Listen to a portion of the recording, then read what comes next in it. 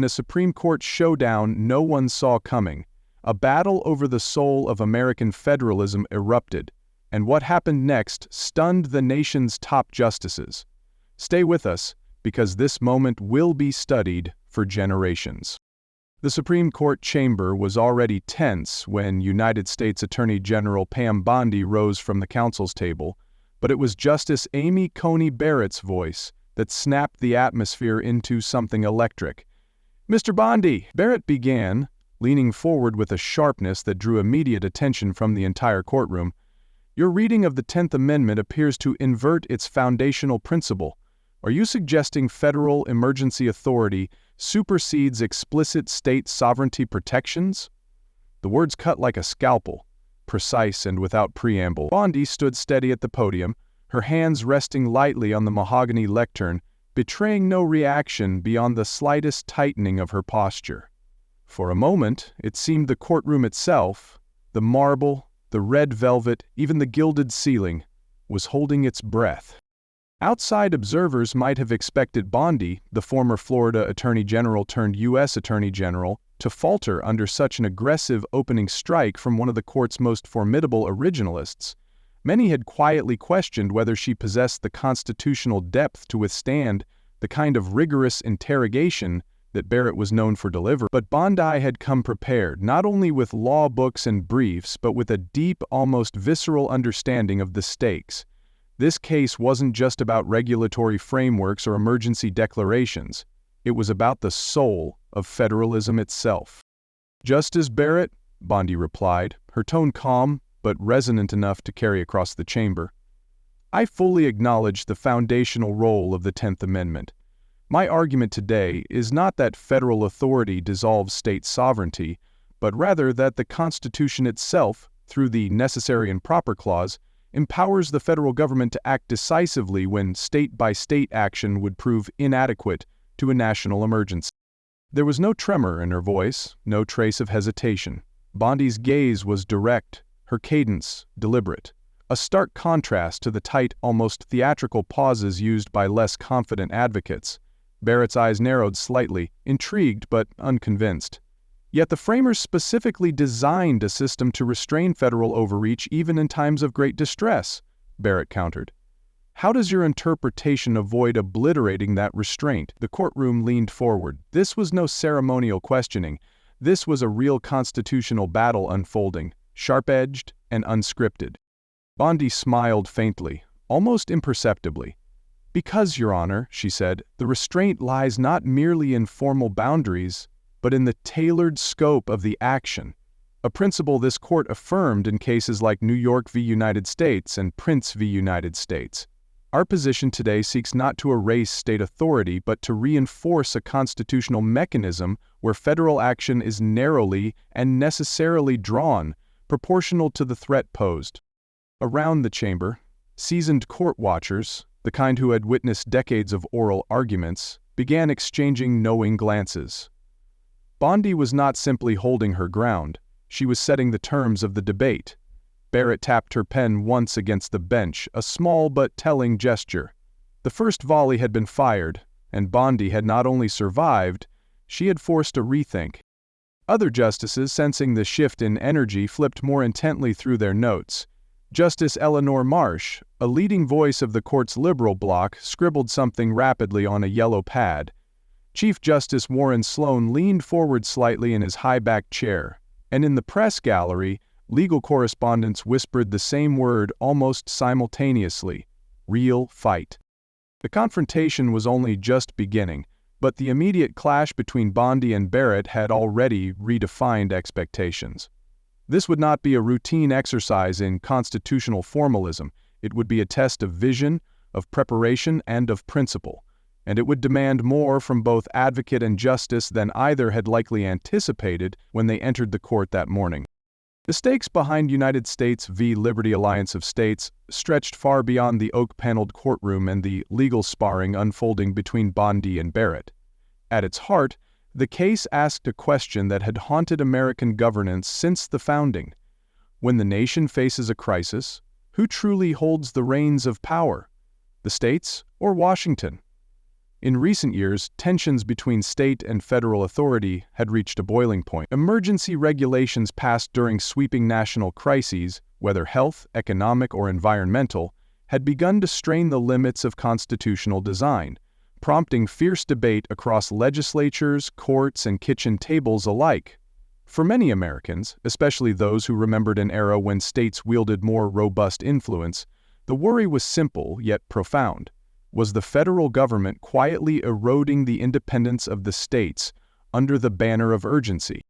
It was against this backdrop that the Liberty Alliance, a coalition of 17 states led by governors determined to push back, challenged a sweeping federal regulatory framework that centralized decision-making in sectors traditionally reserved for local governance, including healthcare delivery, education standards, and emergency economic relief. Their argument was clear. While federal leadership was important in national crises, it could not come at the permanent cost of state sovereignty. Failure to draw that line would not just change policy for a moment, it would shift the very architecture of American power for generations. Pam Bondi's role in this fight was historic and unconventional. As U.S. Attorney General, she had chosen to personally argue the government's case, a rare step that signaled just how critical the executive branch viewed the challenge. Supporters saw in Bondi a fierce defender of national unity and decisive federal action in times of peril. Critics, however, warned that her stance risked upsetting the delicate balance the founders had so carefully crafted. Meanwhile, Justice Barrett, with her deep roots in originalist constitutional theory, saw this case as a defining moment, an opportunity to reaffirm or possibly redefine the lines that separated national authority from the reserved powers of the states. To an audience looking in, especially those who had lived through decades of shifting federal-state dynamics, the significance of the moment was impossible to miss. This was not just another policy dispute. It was a battle over how much power Americans would allow Washington to wield over their everyday lives, and whether the promises of the 10th Amendment still carried real, enforceable weight. What happened inside the Supreme Court over the coming hours would ripple outward, touching everything from local school boards to state medical licensing to the very meaning of self-governance. And at the center of it all stood two women, each fierce, brilliant, and determined, whose clash would define not just the fate of the case, but the course of constitutional law itself. Pam Bondi let the silence linger for a beat longer than expected after Justice Barrett's sharp challenge, using the pause not as a sign of hesitation, but as a deliberate assertion of control. When she finally spoke, her voice was steady and deliberate, carrying across the hushed courtroom with a confidence earned not in ivory towers, but in the trenches of real-world governance. Justice Barrett, Bondi began, I fully appreciate the constitutional boundaries this court has historically placed upon federal authority, but history also reminds us that federal action, when properly confined, has served as a necessary guardian during moments when the disjointed efforts of individual states could not alone preserve the Union's stability or welfare. The statement was more than an answer.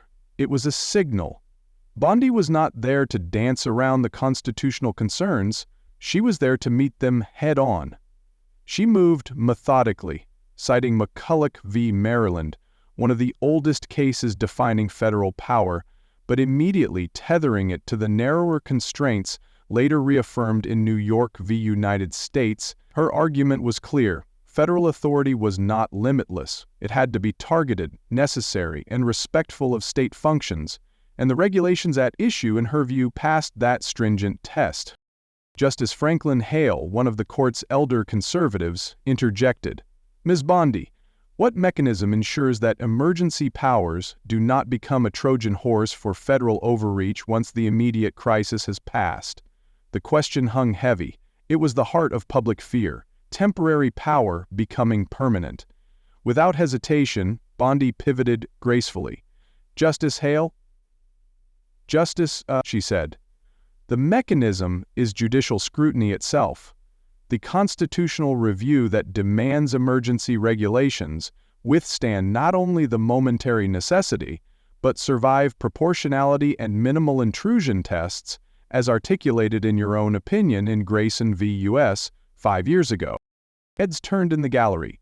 She wasn't just answering, she was referencing specific justices' prior writings, turning their own intellectual frameworks into supports for her case. Hale, known for his skepticism toward expansive government power, nodded almost imperceptibly. A small but telling concession. Justice Marsh, representing the court's liberal wing, sought to pull the conversation toward the human cost. General Bondi, states claim these federal regulations strip them of flexibility to meet local needs. Isn't uniformity sometimes a disservice to diversity of circumstance?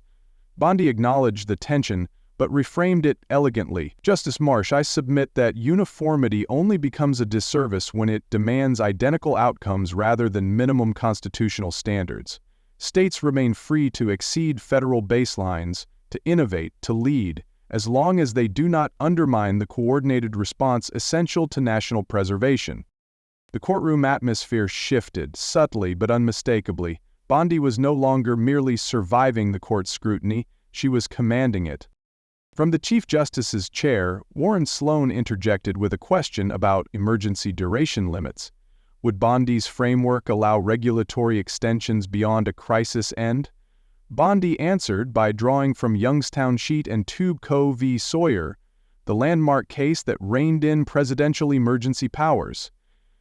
Chief Justice Sloan, she said, this court has long recognized that the source and duration of emergency authority must remain tied to the necessity that justifies it.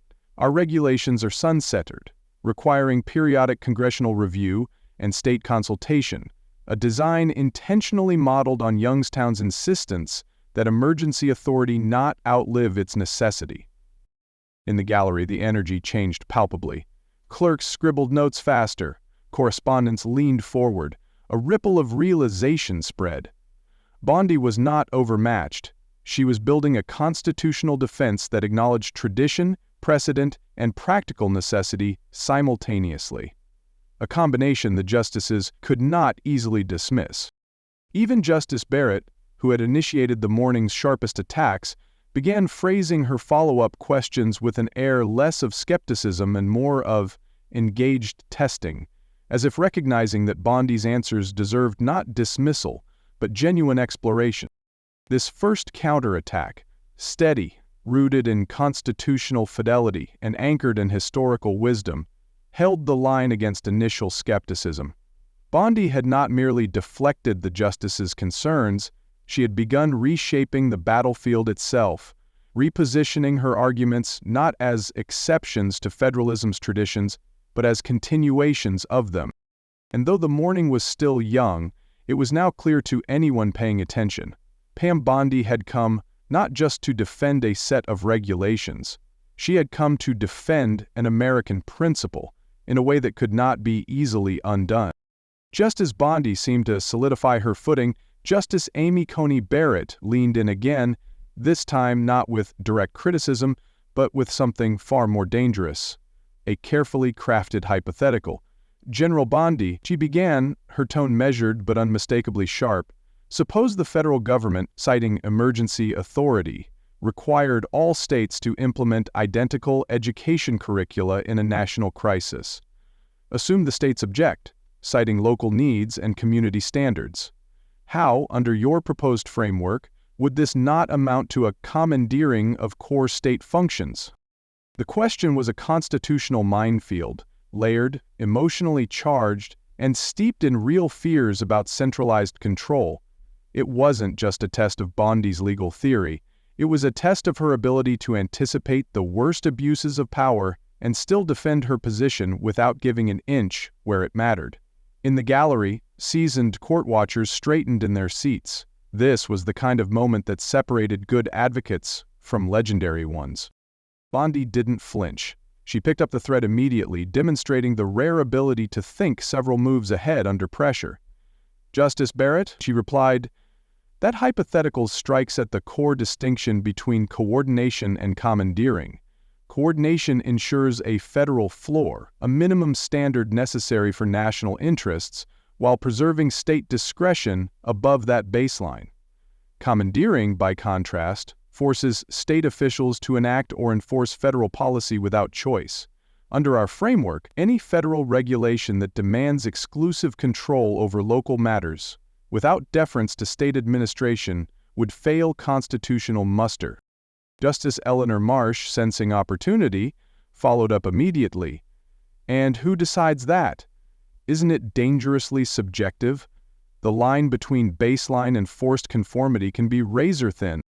Bondi acknowledged the difficulty without yielding the principle. Justice Marsh, that's why our proposed standard requires 3 safeguards: clear congressional authorization, demonstrable necessity tied to the national interest, and retention of core state discretion in implementation. Only when all 3 are satisfied can a regulation survive. Anything less would collapse under the 10th Amendment scrutiny this court reaffirmed in Murphy v. NCAA. There was a brief pause as the room digested the precision of her answer. But the barrage wasn't over. Justice Samuel Corbin, the court's unpredictable centrist, added another layer. Suppose the federal standard conflicts so sharply with the state's existing framework that compliance effectively nullifies the state's program. How does your model protect authentic federalism then? Bondi allowed a small, respectful nod, an acknowledgement of the sophistication of the concern.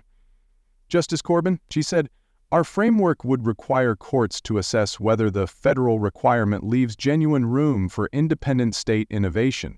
If federal action completely displaces core local decision-making beyond what is strictly necessary for national coordination, it would violate the balance struck by the founders.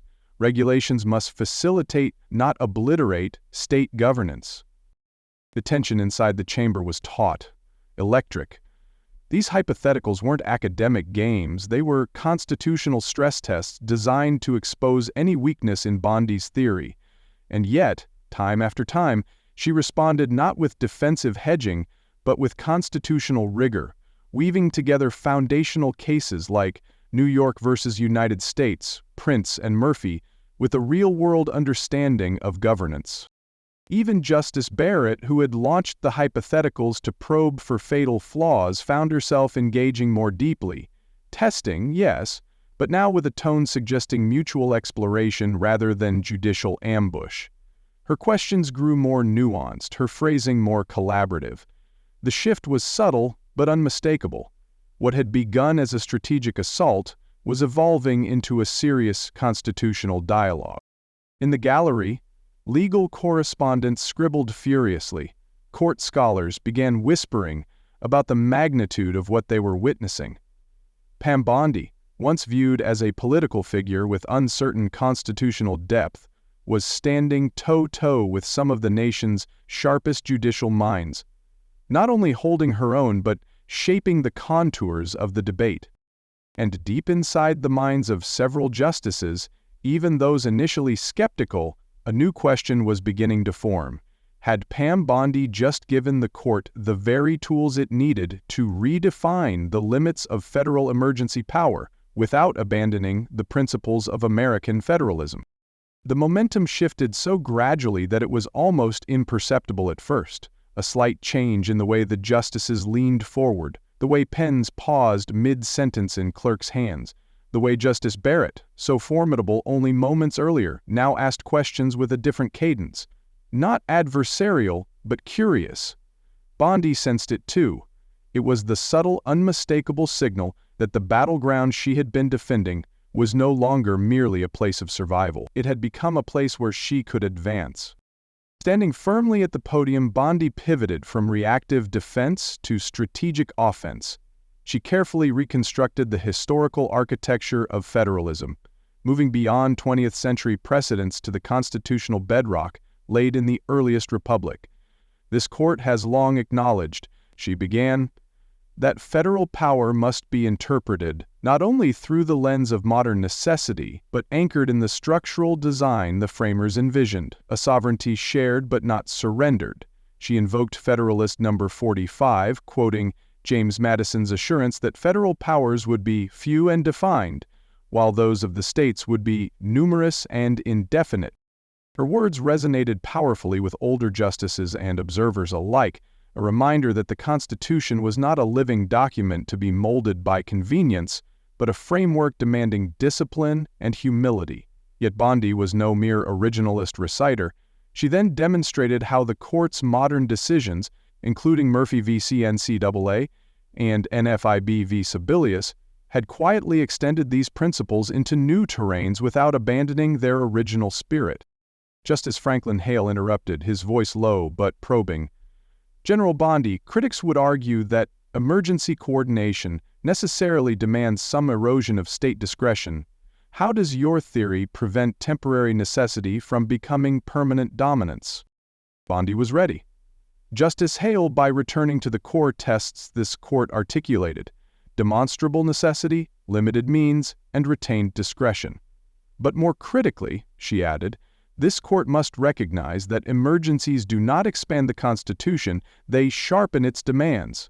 The phrase, emergencies sharpen the Constitution's demands, seemed to hang in the air like a clarion call. Now fully commanding the room, Bondi transitioned seamlessly to explaining her three-pronged framework for reviewing emergency federal actions. First, any action must show a compelling national interest, grounded not in policy preference but in constitutional duty. Second, the federal intervention must impose the least burden necessary on traditional state functions. Third, and most importantly, the action must include a built-in termination mechanism, a requirement that ensures federal powers cannot linger longer than the crisis justifying them. Deeming exist. Justice Barrett leaned forward, hands clasped. Your framework, she said, would impose stricter constraints on federal emergency action than currently exist under Commerce Clause jurisprudence. Are you suggesting that Lopez and Morrison should be the guideposts rather than more recent, expansive readings? Bondi smiled, not arrogantly, but with the quiet satisfaction of an advocate who had anticipated this very line of inquiry. Yes, Justice Barrett, Lopez and Morrison remind us that even grave problems, even national ones, do not automatically authorize limitless federal intervention. Emergency does not erase. The statement, clean and surgical, pierced through the ambiguity that often clouds such cases. Justice Corbin, the pivotal swing vote, nodded thoughtfully, his pen tapping once against his notebook. Sensing the opportunity, Bondi pressed further. She cited lesser-known but highly relevant decisions like Bond v. United States, where the court reinforced the principle that federalism protects individual liberty as much as it delineates government power. At its core, Bondi said, this case is not about institutional rivalry, it is about preserving the decentralized structure that guards individual freedom. When federal emergency powers go unchecked, it is not just states that lose, it is the people. A ripple moved through the chamber. This wasn't just legal analysis now. It was constitutional philosophy, delivered not in abstract terms, but tied directly to the American tradition of limited government, cherished by millions, particularly those who had lived through the great debates of the 1960s, 70s, and beyond. Justice Eleanor Marsh, who had been skeptical earlier, now posed a difficult but sincere question. If we adopt your standard, General Bondi, where does that leave necessary federal leadership during existential threats, pandemics, cyber attacks? Bondi answered without missing a beat. It leaves leadership intact, Justice Marsh, but it requires leadership to operate within constitutional bounds. True leadership respects constraints, especially in crisis. At that, a subtle change swept the bench. The Chief Justice leaned back slightly, steepling his fingers. Justice Barrett's pen stilled. Justice Hale closed the leather folder before him. These were small movements, almost imperceptible, but for a trained observer, they spoke volumes. The justices were no longer merely challenging Bondi's arguments. They were grappling with how her framework might actually shape the future contours of constitutional law. Bondi concluded her main presentation by returning to first principles. In every age, the temptation will arise to set aside limits in the name of expediency. But our Constitution is not a document of expediency. It is a document of endurance. If we mean to preserve both national strength and state dignity, we must hold fast to its design, even when the winds howl. As Bondi finished, the Chief Justice's voice broke the silence, announcing that Bondi's time was nearly expired. Yet even as she closed her binder and stepped back from the podium, the dominant impression remained. Bondi had not merely survived a brutal constitutional gauntlet, she had seized it, reframing the conversation, offering the court a vision of constitutional federalism resilient enough to meet modern crises without betraying its timeless foundation. And as she returned to counsel's table, it was clear. The tide had turned. The silence following Pam Bondi's final remarks was different this time. Not the charged, anticipatory silence of confrontation, but a quieter, heavier stillness of recognition. Chief Justice Warren Sloan glanced briefly down the bench and then did something rare. He asked whether General Bondi would like additional time to clarify the framework she had proposed. The courtroom, already on edge, shifted almost imperceptibly, the kind of collective movement that signaled something unusual had just happened. Extensions were occasionally granted, but they were almost never offered spontaneously by the chief himself. In that moment, without fanfare, the court acknowledged that Bondi's argument had become more than a defense, it had become a foundation for constitutional development. But it was Justice Barrett's next move that truly stunned the room. Leaning forward again, her tone no longer skeptical but studious, she addressed Bondi with a formal invitation rarely extended so explicitly in open session.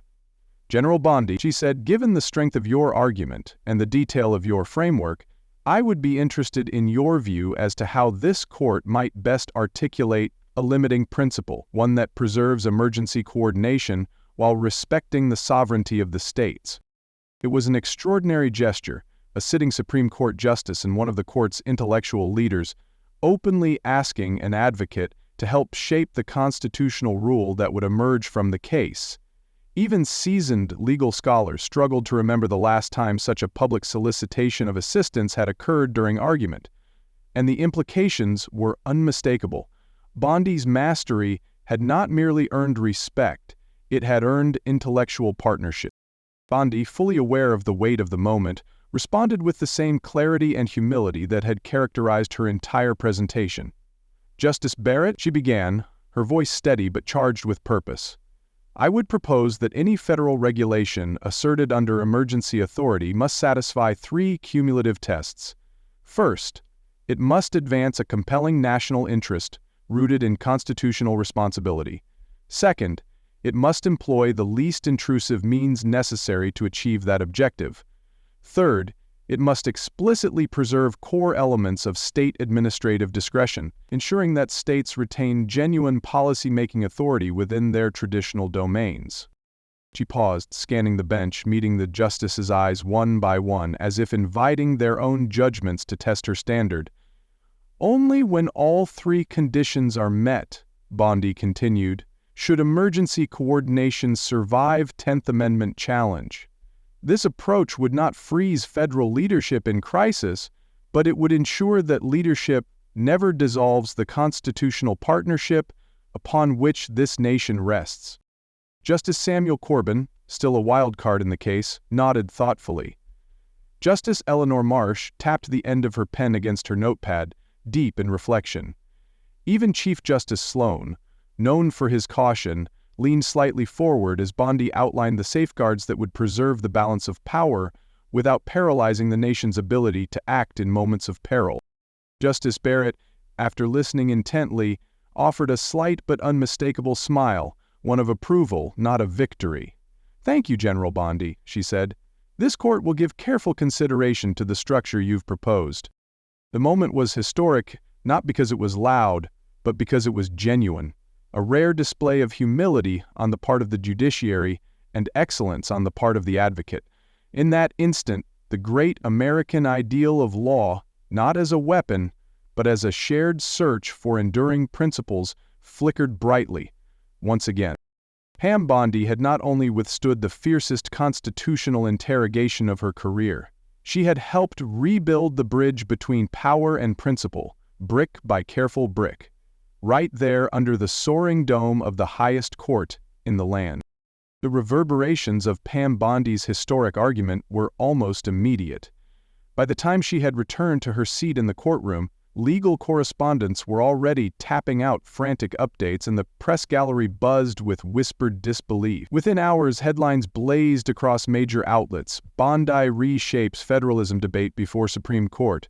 Unexpected partnership. Barrett and Bondi craft new constitutional standard.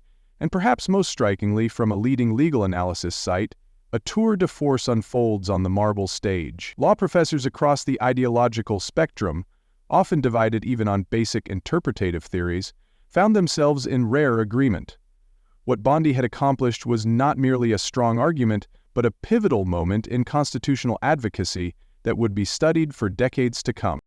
On COUS blog, a midday special feature detailed how Bondi had turned what began as an uphill battle into a masterclass in constitutional craftsmanship. Regardless of political allegiance, one analyst wrote, today's oral arguments prove that the court and the country are best served when brilliance is recognized without prejudice. In law schools from Harvard to Texas, faculty members circulated transcripts of the exchanges as immediate teaching material, while seasoned practitioners marveled at how Bondi's performance had subtly shifted the internal dynamics of the court itself. Cable news, too, could not ignore the drama. Across ideological divides, anchors who would normally have framed the day as just another partisan clash found themselves instead discussing the deeper themes of humility, preparation, and constitutional stewardship. In a time of cynicism, one commentator mused, today reminded America that the law is still a living conversation, and sometimes it's the underestimated voice that says something worth hearing. More quietly, but perhaps more significantly, within the private conference rooms of the Supreme Court, the justices themselves engaged in a post-argument deliberation unlike many in recent memory. Sources close to the court later revealed that Justice Barrett, in an unusual moment of personal reflection, remarked to her colleagues that Bondi's articulation of constitutional limits and emergency necessity deserved serious and careful consideration in crafting the court's ultimate opinion. It was a rare acknowledgement from a justice not known for casual praise. Meanwhile, Bondi herself maintained her characteristic public dignity. She declined multiple interview requests, issuing only a single written statement. It was an honor to present the constitutional principles at stake before the court. I am grateful for the thoughtful engagement of the justices on issues vital to the balance of our federal system. No victory lap, no grandstanding, just a simple reaffirmation of service, a choice that only deepened the public's respect. In the broader legal and political communities, the impact was clear. Pam Bondi had not only altered the course of one case, she had rekindled a belief, long fading, that in the right hands, constitutional law remains a discipline of honor, intellect, and humility. And as the nation waited for the court's final decision, one truth had already taken root. The conversation would never be the same. In the weeks that followed, as scholars dissected Bondi's arguments and pundits debated the political ramifications, a quieter truth settled in, one that mattered more than the headlines or academic papers. It was the reminder that in the highest chambers of American life, brilliance could still rise not through theatrics, but through preparation, respect, and the unshakable pursuit of principle. Pam Bondi's performance before the court became less about personal victory and more about the power of humility and mastery in service to something larger than self. Her willingness to engage, to listen, and to adapt without abandoning core convictions reflected a model of advocacy rarely seen in today's combative public square. Justice Amy Coney Barrett, speaking weeks later at a judicial conference without naming names, captured the spirit of that morning best. The most valuable contributions to constitutional law often come when an advocate challenges our assumptions, not by shouting louder, but by reasoning more deeply. In those words, a generation of Americans found a renewed faith in the idea that the Constitution's meaning is not dictated by partisan winds, but carefully refined through respectful challenge and honest debate. For the millions of Americans watching from a distance, especially those who still believe that tradition, duty, and intellectual rigor are not relics but responsibilities, The message was clear. In an era of noise, the true guardians of the Republic are those who still know how to listen and who still have the courage to speak with clarity when it matters most. In that chamber, on that day, Pam Bondi had not just defended a case, she had defended the very spirit of American constitutionalism.